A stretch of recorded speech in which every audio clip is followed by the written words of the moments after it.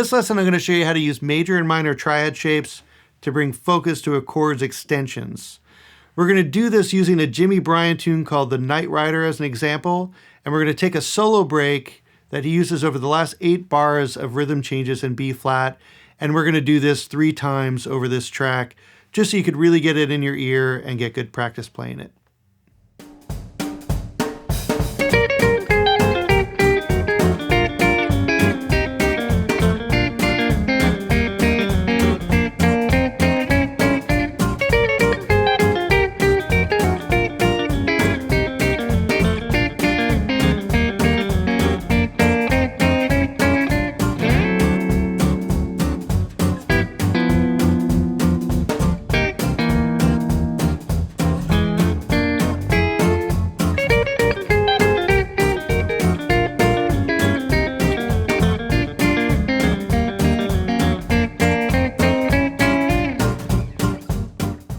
So I'm not going to break this down note for note because you have the notation and tab and a backing track down below for that.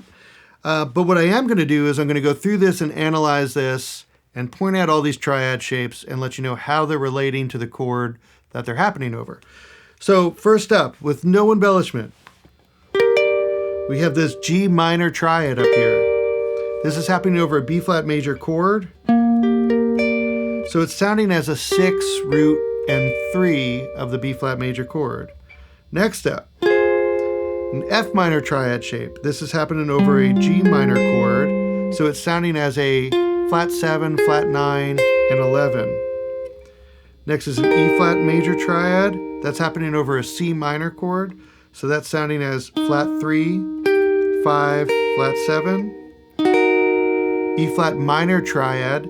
This is sounding against the F7 as flat 7, flat 9, 11.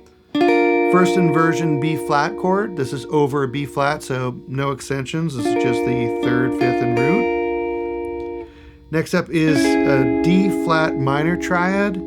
This is kind of a passing chord, and it's happening over the G minor. So it's kind of a weird one, but this is going to be the flat 5, double flatted 7, flat 9. That's on its way down to the C minor triad, which is happening over a C minor.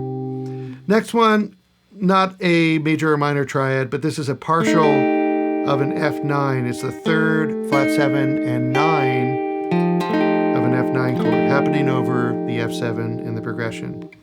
Next is a B flat major triad, happening over B flat, so just root 3rd, 5th. Next is an A flat major triad. This is happening over a B flat with D in the bass, so this is sounding as the flat 7, the 9, and the 11. Next is a first inversion E flat major chord, or major triad, so 3rd, 5th root. Next one, I'm going to explain this 2 ways. The next one here, G flat major triad. Over the chord that is happening, which is it's happening over an E diminished chord, this would sound as, say, a 9, a flat 5, and a double flatted 7. But I'm pretty sure what Jimmy Bryant is doing here, and what I do a lot, and a lot of other players do a lot, this is very common, is to treat that 4 chord at the end of rhythm changes as a minor 4. So to go from 4 to minor 4. So rather than go to that E flat diminished or that raised 4 chord, you would substitute that with a minor chord. So E flat major, E flat minor, back to the 1. That's a very common thing to do, and I have a feeling that's exactly what he was thinking here. So E flat major, and if you relate this to E flat minor, it would sound as flat 3, 5, flat 7. Then you're on to a second inversion B flat triad, 5, root 3, and then you have that little walk up there. Okay, so now what I'd like to do is to play these triads over the track so you could hear the way these things are relating to the chord without any kind of embellishment.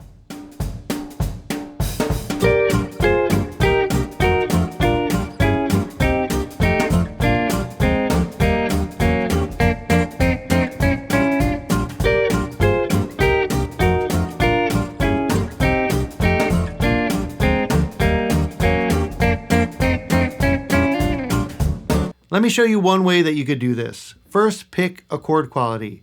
Major 7, minor 7, dominant 7, minor 7, flat 5. And then what we're going to do is stack thirds. We're going to play the root, third, fifth, 7, 9, 11, 13. So all the way up through all the extensions. And we're going to start to look at sets of 3 notes at a time, the triads, and see if we can recognize any common triads in there. And you will. Spoiler alert. So let's do this in D, and we'll do this over a D major 7 chord, as if we were playing over a D major 7. So we have a root, a 3, and a 5. Play those together, a D major triad shape, right? So we can see that down there. That makes sense. We're comfortable with that. Root 3, 5. Sure. Let's do this off of the third, though. So we have 3, 5, major 7. That makes an F sharp minor triad. If we do this off of the 5, we have 5, major 7, 9. That makes an A major triad. Off of the major 7, 9, 11. A C sharp diminished triad. If we do this off of the 9, I'm going to move this 9 to the 3rd string so you can see the set of 3. We have 9, 11, 13. Looks like an E minor triad. So that means if we're playing over a D major 7 and we want to bring attention to, say, the 9 and the major 7, we could use an A major triad.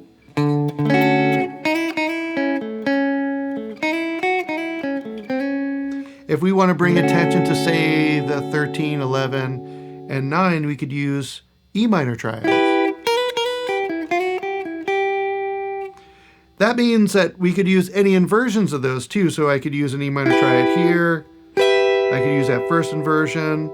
I could use second inversion on any set of 3 strings. Learn it over as many chord qualities as you can and try to use it over some of your favorite tunes. Hey, if you didn't hear me mention it in the video, the backing track, tab, and notation are all available at the link down below.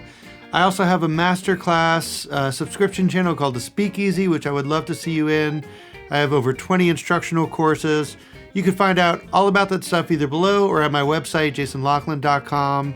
And please subscribe if you haven't already. Ring that bell, this way I can let you know when new videos go up.